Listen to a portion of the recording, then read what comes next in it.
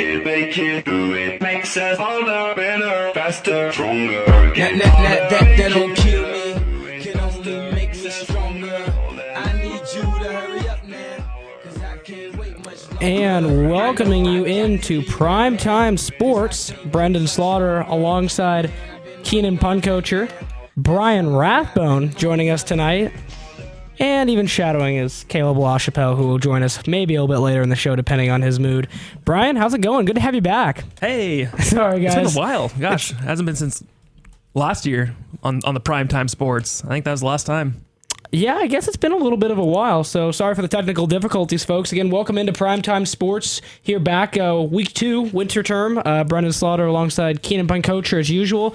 And we got Caleb LaChapelle, who's also shadowing tonight, going to become a DJ soon, so make sure to look out for his show.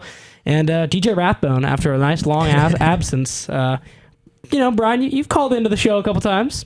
I have. So to give your thoughts. So we brought Brian Rathbone on, folks, tonight for really a couple reasons. He provides a little smirk there, Keenan. Oh.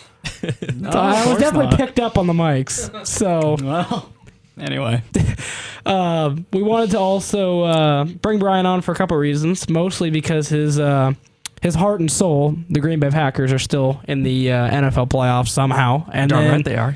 And then Brian can also help hopefully either A, calm me down, or B, make me not seem quite as dumb when I make some very strong Blazers comments, because I think we all know it, folks. Blazers are a dumpster fire right now. So, okay. I think that's why Keenan has to balance you out too now. I don't know. I mean, I'm just going to get Caleb's thoughts real quick. Caleb, what is that? 2 or 3 20-point losses since the Cleveland game? Yeah, I think that's 2. 2 straight 20-point losses since you beat the Cleveland Cavaliers. 2 straight 20-point losses, and then you also lost the Magic. So 3 straight losses since you beat the world champs. Pathetic. So anyway, we'll get to that a little bit later, but I want to go ahead and start with the most important thing, and that's definitely NFL Conference Championship Week. Got the Falcons and Packers, and the Steelers, and the Patriots. Let's just drive into it. Whoever wants to start first, Brian, Keenan, just fire away. We'll get into it. Well, I think this is one of the better Final Fours that I've probably had in a while. I would agree to that. I think all 3 of these teams could win the Super Bowl, or not all 3, all 4. Wow, Brian's already counting one team out. Well, no, I'm not counting them out. I just miscounted, but I do think that 4 of them all of them have a chance. All of them are really good, and I think the 2 best teams are in the NFC. I'm just gonna say that. I think I'd have to agree with you. I feel like this has not been the most. It's interesting because I feel like this, and back me up if I'm wrong. I feel like this has not been one of the more dominant Tom Brady teams as of last. I mean, I know their win losses, yes, but Brian, you and I have kind of alluded to, in some off-air stuff that we feel maybe their schedule wasn't quite as tough this year, and Brady obviously had the suspension cloud over him this year and hasn't played well in a couple games. He's put up numbers, but they don't feel like Goliath this year, in my opinion. I don't know. It's just that's just where I've kind of come through with the Patriots. Yeah, I agree. The quarterbacks they played were laughable how bad they were. Do you agree, Keenan? Laughable? Like the one good quarterback they played was Russell Wilson. And they lost. So Keenan? And I think their defense numbers I think are kind of overrated because of that. They're without Gronk. I don't know. I just see this as New England, obviously very good. They're like the Spurs. They're always going to be good, always going to be competitive. Yep. And this doesn't seem like and always be playing football in January. Team. Yeah. Yeah, I mean, I'll try to keep my my objectivity here. Yeah, I know, Mr. I hate the Patriots. Mr. I hate the Patriots with every bone in my body. And gives Brendan crap about it every day. I do, but with that saying, I think they're the best team remaining of the 4. I think I don't think there's many teams that can beat them. Even now. I do. I think with injuries to Green Bay, I think with Antonio Brown deciding he wants the entire world to know what his coach says. We'll get to that later, folks. And I think with Matt Ryan probably going to struggle. I think New England, right now is my clear favorite Super Bowl pick. I think I just think they're the best team, and I think they have the best chance of winning right now. That's just, I just think maybe the statistics don't show the full picture, but I've said it before to you, Brendan, that Tom Brady, I've said it actually a couple of people here, Tom Brady faced the toughest defense he's probably ever going to have to face this season. He had to face this season with Houston, and people have said what they wanted to about how he looked maybe average. I think he played to the best that he could with some great defensive talent, and I think no matter who he faces, whether it's Atlanta, Pittsburgh, or Green Bay, I don't think they have as strong of a defense as Houston, and I think there's just not a lot people can do to stop him. So what worries me about New England is on the defensive side. I don't know if they'll be able to hang with Big Ben and Antonio Brown, Le'Veon Bell. That's a balanced offense, and New England just hasn't played many good offenses this year, and with all the bad quarterback play, I think they could be exposed. Well, here's the thing, folks, to remember is while Kansas City had a good defense, on paper, the number one defense, total defense in the league is actually Pittsburgh, which is worth considering. Pittsburgh checks in at number one. They played a tougher schedule than the Patriots did, and the Patriots check in at number two. So I'm going to say Pittsburgh probably legit. Houston checks in at 3. Oakland's at 4. Atlanta sneaks in at 5, actually, in total defense. This is total yards allowed per game. So there's different. This is for the playoffs? Or this is. I believe this is just the whole season. So. No, Atlanta I'm sorry, no. This is postseason. Sorry, postseason singular. So if you go back to the regular season here, and we look at who's number one. Then you're looking at let's see here, total yards per game. Let's see, we're going to be looking at the Houston Texans number one, which is why they said they had the number one defense. Cardinals actually checked in at 2. But if we go to the postseason, again, Pittsburgh played Miami with Matt Moore. I love Matt Moore, Oregon State guy, but again, that not super. And then you play a Chiefs team that's never going to put up massive amounts of yards. So I'm not sure I'm necessarily sold on Pittsburgh having a solid defense in the playoffs. What do you think, Keenan? No, I agree completely with what you said. You play a not Tannehill quarterback who was banged up in that game and struggling, and then you mean cheap shotted? Say what you will, and then they played a Chiefs team where they were never going to win the Super Bowl because of their offense. So yeah, I think that's fair to say. It doesn't surprise me they're number one overall, but yeah, I mean, I don't think their defense is very.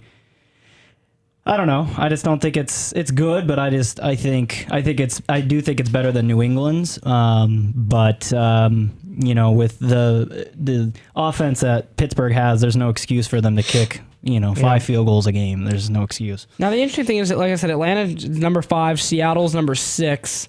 Actually, like I said, the thing to consider is let's look at the teams that have been bounced. Dallas was the worst defense in the playoffs. I mean, Rodgers. They had to play. Giants checked in 11. They had a great defense all year. They had to play. Yep. And then the Packers check in at 10. Oh, well, they played. Exposed. They played 2 games. So my thought is we'll get to, I want to continue to analyze these matchups a little bit. We'll start with Pittsburgh, New England, and we'll finish up with the Packers and the Falcons here. Do you believe the Steelers are real? I don't know if I buy their hype yet, and I don't think they can beat New England. The only way I think they do is if Antonio Brown, Le'Veon Bell, and Big Ben played huge games. But they got a lot of off-the-field issues now with Antonio Brown having the locker room video that he got paid handsomely by Facebook for. It was reported he got over $200,000 for that video. And his NFL fine could be anywhere from $25,000 to $100,000. So he's going to make money off that video. And Mike Tomlin, head coach, Ben Roethlisberger, all called the video unacceptable. We can't repeat a lot of what was said in that locker room here on air, but it was pretty explicit. Like, I'm not surprised. Like, I think it's overblown.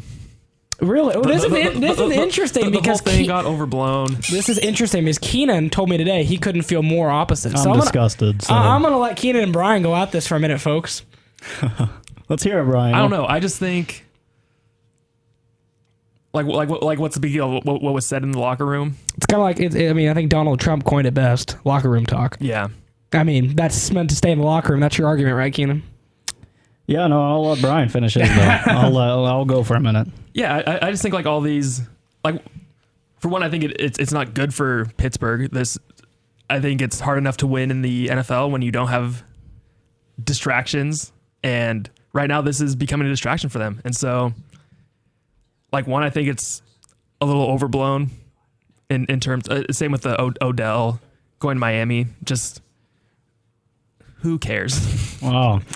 Well, I'm kind of on the different side. I called it disgusting, and I think that's what it is, because I think, just like with Odell going to Miami, we saw it through social media. We saw it through the lens of social media, and I think social media has changed the game just so much, and I think what Tomlin says to his players behind closed doors is, I think it stays with the brotherhood. I think there are some things that are said on the field, in the locker room, that just don't need to be public. And I get that fans want to be close to their stars. They want to be there.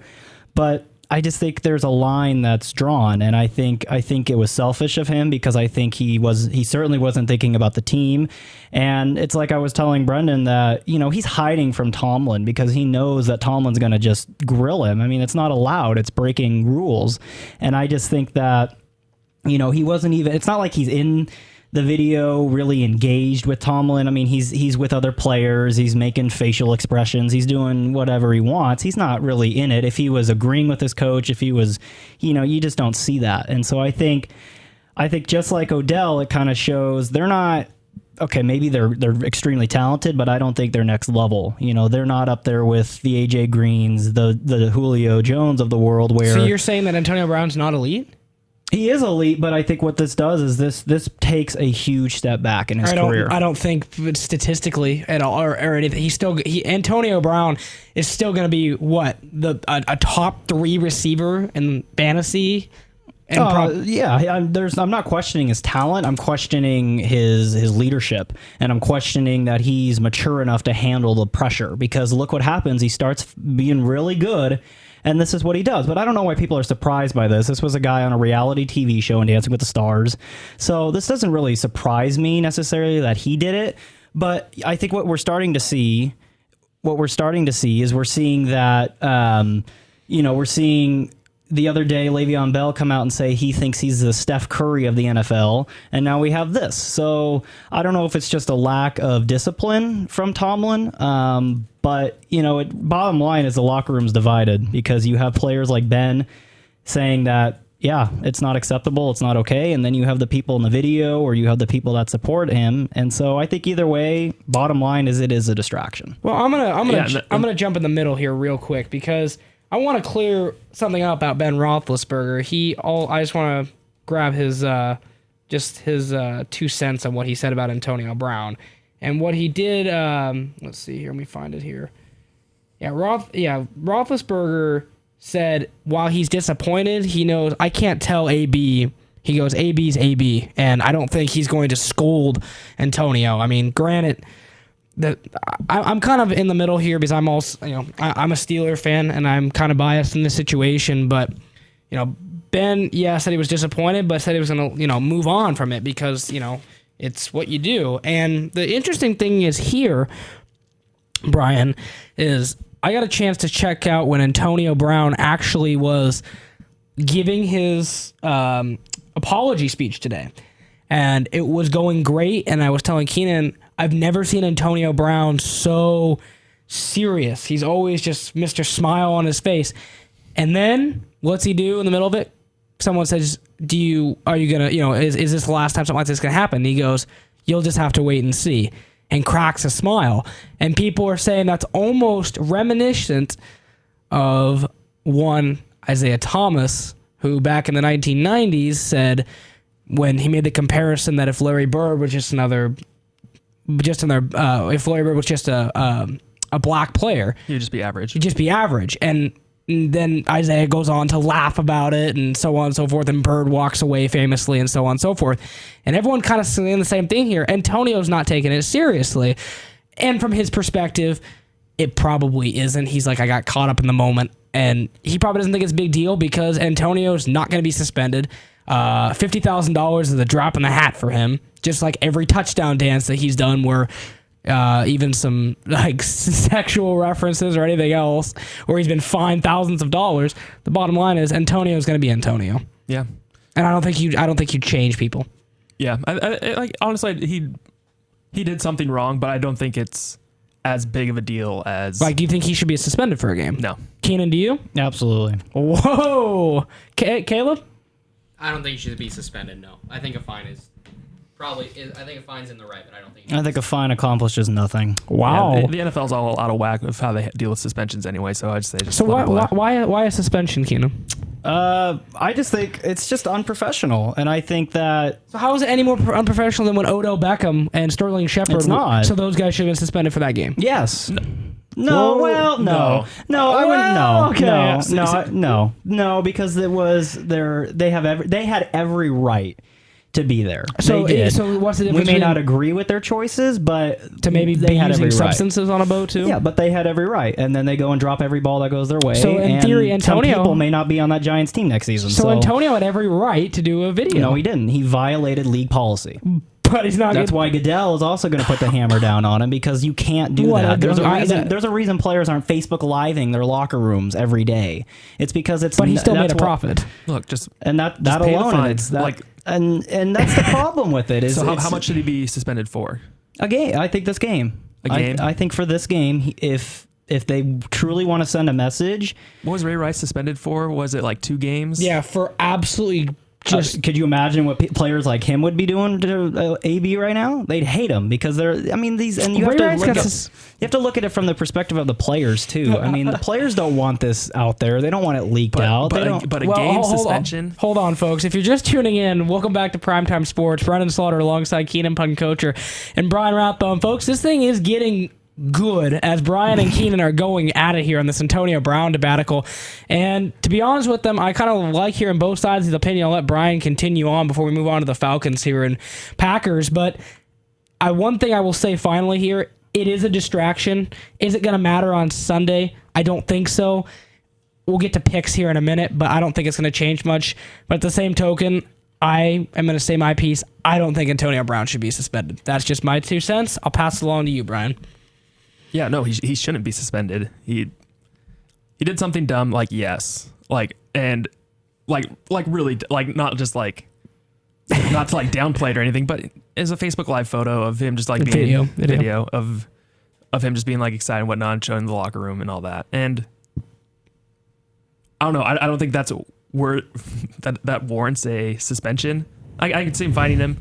That's fine. I'd be satisfied with that if it's like, hey, we're just gonna fine you $50,000 or however much they. It's for the leagues. It's got. I read it today. It's determined under the league's social media abuse policy, and apparently the first offense can be anywhere from 25 to 50. Yeah. Which for Antonio Brown, after he made over $250,000 via Mark Zuckerberg and Facebook, he can just count his winnings real happy and be like, "Well, it's okay." Yeah, and really this comes to hurt the Steelers, like in the long run, because they're having to deal with this. Yeah, absolutely. And Belichick and Julian Edelman are just. And those guys are just straight on. Yeah, and like very few teams can handle distractions of this magnitude. So we'll see what happens on Sunday. I'll say one more thing, just right. to provide the other side. All right, Skip.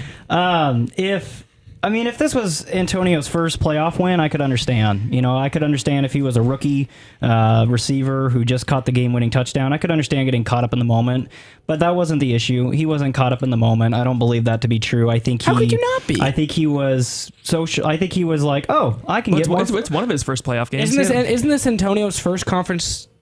First time he's in the conference championship? Yeah, it might actually be like their first win. I think it's Antonio's first conference championship. Because Antonio was not on the team when Ben won Super Bowls. He's 2-2 in the. I don't know. Anyway, but not this far. This is the conference championship. But here's they went on the road and whatnot. My point is that he didn't. I don't think he got caught up in the moment. I think he was thinking about his social media, how he could get some people to tune in, how he can make some noise, and he knew he could make money off of it. Let's be realistic here. He's thinking about his own pocketbook. He doesn't care. That's why he's not in the huddle. That's why he's not with his coach. That's why he's not, and that's why players don't support it. Because if he was truly excited, caught up in the moment, okay, do it on the field.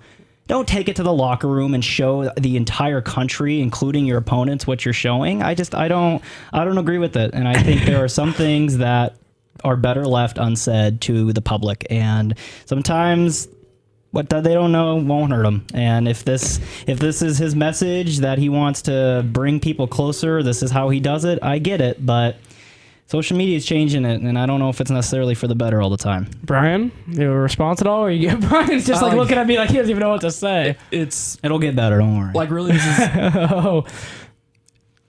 it just got blown. It's like the Odell thing got blown way. It became a way bigger story than it needed to be. Well, it is conceived that Sterling Shepard on that boat was offered Adderall. You can hear that in the video too. Granted, he said it doesn't. I mean, that doesn't even matter. You saw against the Packers, it affected their game. They dropped balls they should not have dropped. I think it was just a good karma game because I mean, if you're looking at football, I mean, when you're playing football, the coaches teach you like, hey, no one's bigger than the team. It's whoever's the most committed and whatnot. So, and with these receivers, they just like, hey, before the biggest football game we've ever played in, let's spend a couple days in Miami and do all that. Like honestly, like if the NFL was a person. Or football was a person, I don't think they'd be very happy with that. And so I just think it was just like, hey, they spent, 2 days, in the heat, before going to play in Lambeau where it's going to be like close to approaching 0 degrees. Yeah, that's just not good preparation. So what do you say, Keenan? If the Steelers, and I'm not even mad with them. Sorry, I'm going to finish. Go ahead, please. Not even like upset with them taking the trip. I mean, they're more than welcome to do that. It's their day off. If they can go to Miami for a day, that's fine. But they went and they like made a conscious decision, like, hey, let's pose for a photo. Let's put it out on social media and whatnot, so it becomes a big story. Yeah, that's exactly what they wanted to do. So which isn't smart. So what do you say, Keenan? If you said it's a distraction, what do you say if Pittsburgh goes into New England and beats the Patriots by, let's say, 10, 14 points, and Antonio goes off for 150 yards, 2 touchdowns, and so what? So what happens then? Do you say it wasn't a distraction, or you still think it is? I mean, we're talking about it, so clearly it is a distraction. But what if the team has put it to bed already? I don't think that's. I mean, they haven't. It's Brian, Wednesday. Antonio just went out and talked about it. It's going to be. You don't think Tom Brady's going to be talking about it? You don't think Mike Tomlin, the Steelers, flushed that right away? No. Well, they'll try to, but the media's going to keep coming. They're going to keep coming with it, and so you can't just like. So you know what they're doing is they're taking Antonio's weapon and just throwing it right back in his face, saying, "All right, you want to use social media and break rules? We'll just make your life hell for the next week." So I don't know. I just think that's what they're doing, and whether he wants to have that publicity or not, that's exactly what's going on. And I think it hurts him and it hurts the team, because now the team, instead of talking about New England and talking about what they're bringing to the table, they're having to talk about this and suppress this. So either way, I just don't think it's smart. The suspension might be harsh, but yeah, I don't think he'd do it again if he was suspended. Just final point, like I think it's a huge distraction as well. That's why I'm not a fan of it, but he shouldn't be suspended for it. All right, well, we can probably talk on this forever, folks. We're going to go ahead and take a break. We're going to come back with the Atlanta Green Bay, and then hopefully sneak in a little bit of Blazers talk real quick before we got to do our air check for Caleb here. So keep it locked. We'll be back in 60 seconds here on Primetime Sports. I'm Scott Ruick, women's basketball coach at Oregon State University, and you're listening to KBVR Corvallis.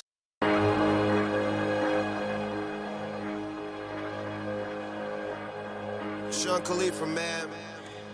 And welcoming you back in to Primetime Sports, Brenden Slaughter alongside Keenan Punkocher and Brian Rathbone.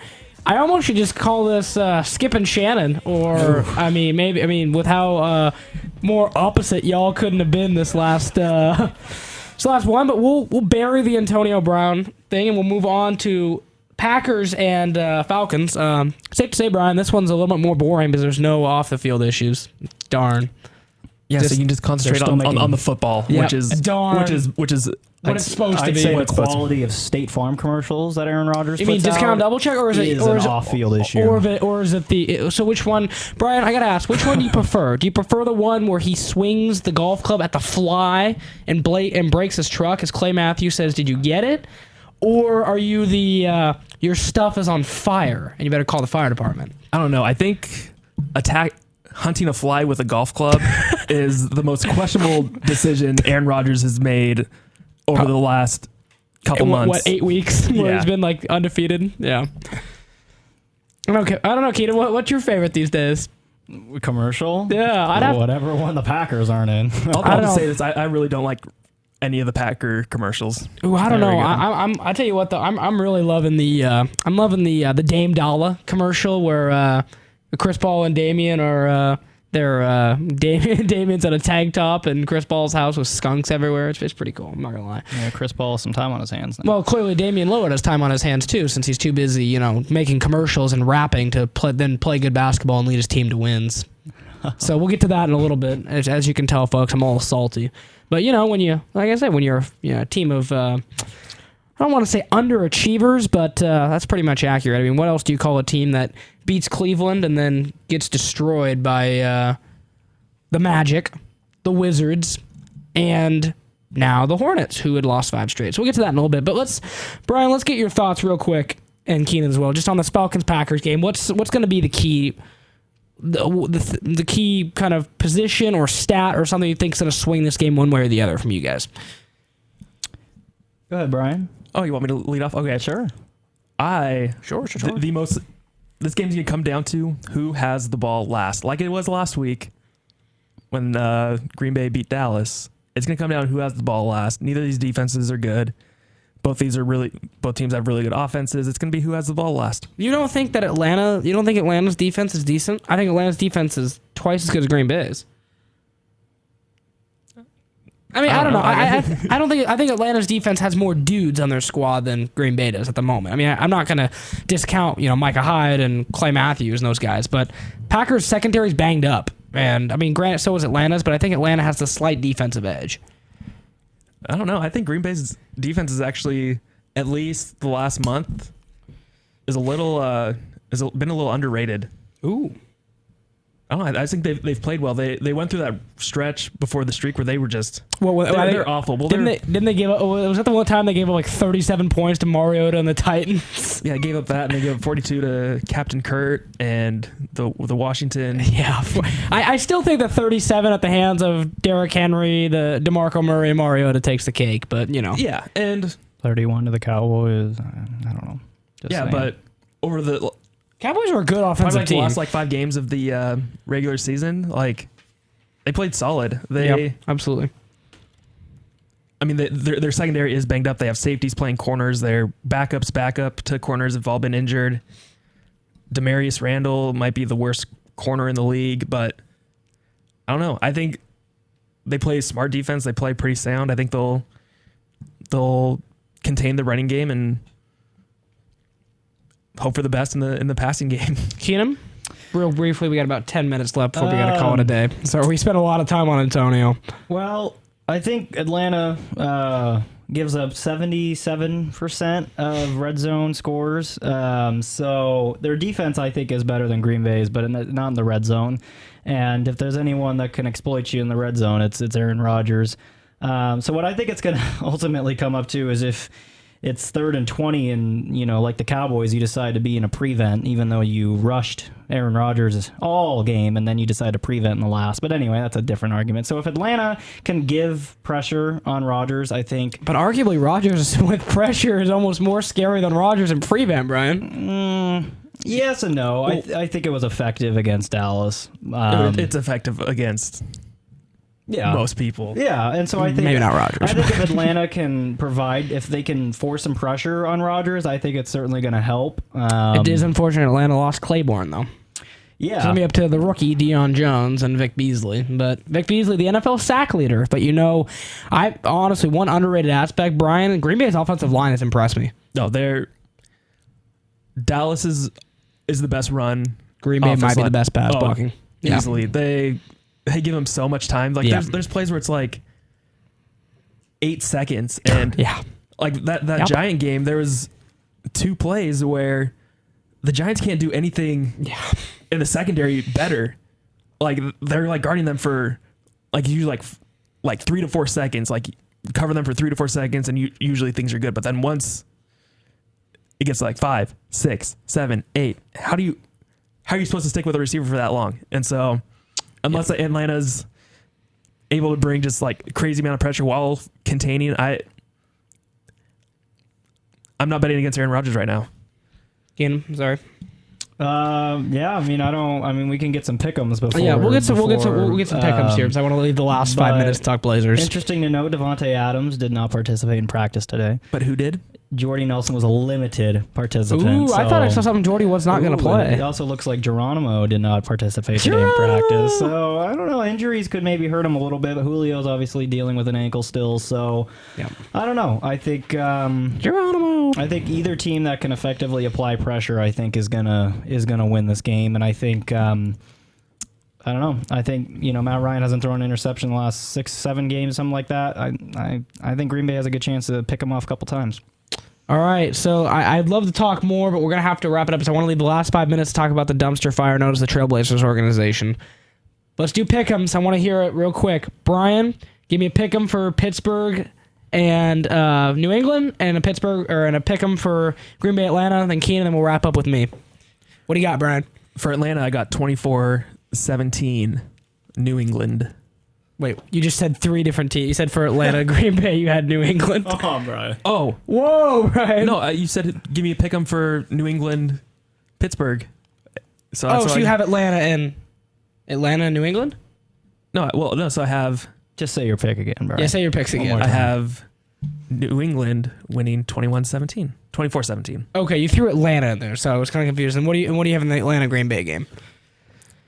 38-35 Green Bay. Okay, so 1 for Green Bay and 1 for New England. We got Green Bay, New England, in the Super Bowl. Rodgers, Brady. Keenan, what do you got? So I'm gonna say, okay. Right now I'm saying 31-28 New England. I just think New England's gonna overpower them. It might even be more than that. And I gotta say 38-35 Green Bay as well. 34-21 Pittsburgh. Big Ben and Antonio are going to go in there and give Bill Belichick his lunch. Malcolm Butler. I don't know. This is not the Seahawks, Keenan, and your team throwing the ball at the 1 year line. Malcolm Butler. Your team already. Your team. One of the great things about Bill Belichick is he is great at taking away your best options. Yeah, well, time for Eli Rogers and Sammy Coates to step up. I got no, and you're not, and sorry, you can't take away Le'Veon Bell. Because if you take away Le'Veon Bell and you stack that line, then Pittsburgh can just go 5 receivers, and I don't know. I think they have more weapons. I think not having Gronk to rely on is going to be, and I think this Pittsburgh defense is salty. I think they're underrated. I think they have some players on there, and I think they'll be able to harass Brady a little bit. You kind of saw what the Texans did to Brady a little bit, so. I think that'll be an interesting thing. And then I got the Packers winning 31-21 against Atlanta. I think Atlanta's going to kind of run into a wall a little bit. So, yeah, we'll wrap that up. The Atlanta fans. Yeah, I mean, I like the Falcons, but I think, I like my Falcons. I'm objective. I do, but but I think Aaron Rodgers is playing as good. I think he's playing the best football in the NFL right now, and I don't think there's any question about that. No, there's no question. So... no team I dislike more than the Patriots, and I'm predicting them to win against my childhood favorites. So let's move on now. I want to just get brief thoughts. We got to wrap up here by 7:45. Some brief thoughts on the Blazers. Panic, Brian, or too early to panic? Now the season is halfway over, so this is about when the Blazers turned the corner last year, but they're starting to turn it. I don't see that happening this year. I don't see it either. I think the mindset kind of changed. I'm someone who thinks that you should try to get players who are on their contract years, and that's what Portland had a bunch of last year. So I thought Olshey last year, he got a bunch of like versatile guys who were on contract years. So like they're playing for their jobs, they're playing for their next contract, and he basically did the exact opposite this year, and he decided to pay everybody. And with the Blazers, they have 1 star, they have another Up and coming star. up and coming star in CJ, and then they have a bunch of role players. Yeah, and then a bunch of role players, and like 80% of the NBA is built that way. Unless you're, Draymond and the Warriors. Yeah, you have those two teams that are clearly stacked. I mean, like the Raptors are the same way. The Rockets, arguably you could say Harden's the superstar and a bunch of other role players. Yeah. And they're still winning games. Well, I think Harden's like one of the five best players in the NBA. I'm just saying it shouldn't be an excuse the Blazers only have Lillard. I think they absolutely should. That's not the excuse I'm making. Let me continue to get to my point. So I think like with the NBA, like like bell-shaped curves, like the 99.7, 95, 68 rule, where like 68%, like in a sample, like 68% of people like kind of just fall into. There's like a few great people, a lot of good people. So like does Lillard fall into great? No, he's not in the NBA, but I put CJ and Dame into the same category, and then like some of both teams, most of them have just a bunch of role players. Last year, the role players were playing for contracts. They were hungry. They wanted a new contract. They wanted to cash in. This year, they don't have that. So like just that slight edge, and now there's other teams that have players playing on contract years. So just like that slight movement is switching. Because like last year, they were fun to watch. They were fun to watch last year. They're not fun to watch this year. Yeah, like they're not like a super talented team, but they competed hard and played together. Yeah, they played the Warriors as tough as you could ask last year. Yeah, and I mean last year's team might be like slightly overrated, like just in terms of like how good they actually were. Like I don't think they with a healthy Chris Paul they win the first round series, and I don't think they make with Steph Curry. I don't know if that series is competitive. Well, the real thing is, I wonder if Steph Curry hadn't come back, they would have maybe won that series. Yeah, and those are like kind of just the things like to wonder, like Steph Curry's out, so obviously like, that's gonna hurt them. Keenan, your thoughts real quick before, and Brian, one word answer: does Terry Stotts need to? Is this on Terry Stotts or the players? Does a change need to be made? Like a new head coach? Yeah. Yes or no? Just straight up. I'd say no. Okay, fair enough. Keenan, real quick, your thoughts, and then same question at the end. I feel like I kind of repeat the same thing every week, but I struggle with saying, okay, they need to panic or not, because again, you have to define, I guess for me, you have to define what success is. And I mean, this team is not going to make a deep playoff run. They can't compete. They're going to struggle to even make an A seed. And you look at the teams ahead of them, the Jazz are better, the Thunder are better, the Grizzlies are better, and the Nuggets are better. And I would put the Kings above. Pelicans are one loss away. So really this team, I mean, I think right now, I think it's too quick to hit the panic button. I think the All-Star break's going to give them some time. I think they need. That's still a month and a half. I mean, I understand that, but I think after the All-Star break, if you have a week or two where you're losing, then yeah, I think the season's probably done. But there's just so many new faces and new rotations and new players, and I mean, in a lot of ways, I just don't think the kinks are worked out yet. And you look at a Jazz team that had a lot of talent for a while, and they struggled. And even with Memphis, I mean, they don't have too many different faces this year, but they're finding a way to win. Yeah. And so I'm going to say, look at Philadelphia and New Orleans. I mean, these teams had some talent for a while, and they're finally coming to their own. So we have these players for a little bit of time. And so, I'm glad I'm not the one having to make the decisions with the players, because it is tough. Because I think, bottom line is, I think we continue to need to build this team around Damian and CJ. I think they're the stars of this team. Second best scoring backcourt in the league if it still holds. Something like that. And so I just think there's no excuse for losing like we are. I would expect a little bit more competitiveness. But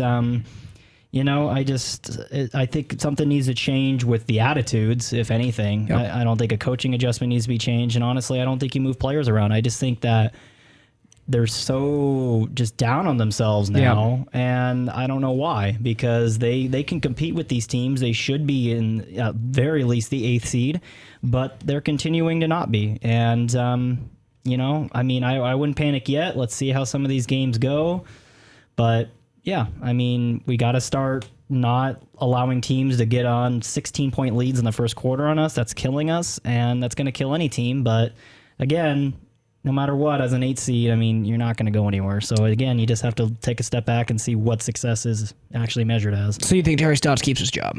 I think there's no question. Yeah, he absolutely. I'm should. not quite on the same. I think this either falls on players or coaches, and we'll see what happens, folks. Paul Allen's not known, Brian, to be a patient owner, and wasn't there a time when he did like 3 different GMs in like a course of a year? Yeah. So Paul Allen's not patient, and Paul Allen is if not I think he's second only in the NBA to Steve Ballmer in terms of owners. He doesn't mind paying out the wazoo to get a winner, and it's just like he did in Seattle. He eventually paid so much he got a winner. I think it's a matter of if not when Paul Allen's able to buy a winner in Portland. Markets, the whole big market thing is starting to fade in the NBA, and I still think there's a lot of positive things in this team's future, but we'll have to wait and see. So we're actually going to wrap up. We got to give Caleb Washapel an air check. So thanks for listening in today. Make sure to, if you missed any part of it, check out KBVR TV's YouTube channel. We'll have the entire Primetime Sports posted on there. So for Brian Rathbone and Keenan Puncoacher, I'm Brendan Slaughter signing off for the evening. Go Beavs.